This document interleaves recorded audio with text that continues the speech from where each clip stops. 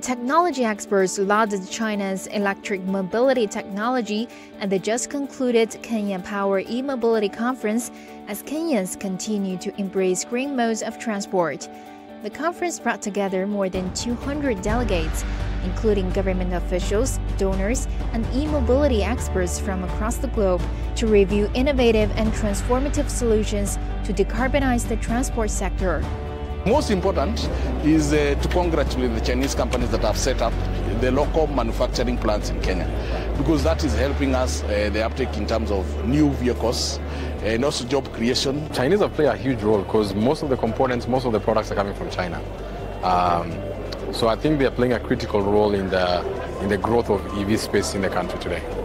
We have partnerships with a number of Chinese OEMs that have helped enable our business here. A Chinese corporation delivering high-quality 9-meter electric buses, which we're able to locally assemble and then deliver to Nairobi Matatu operators.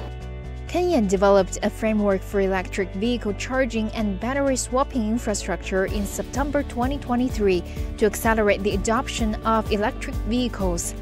As of December 2023, EVs accounted for 1.62% of the 165,913 vehicles registered in Kenya that year, with the country aiming to reach 5% by 2025.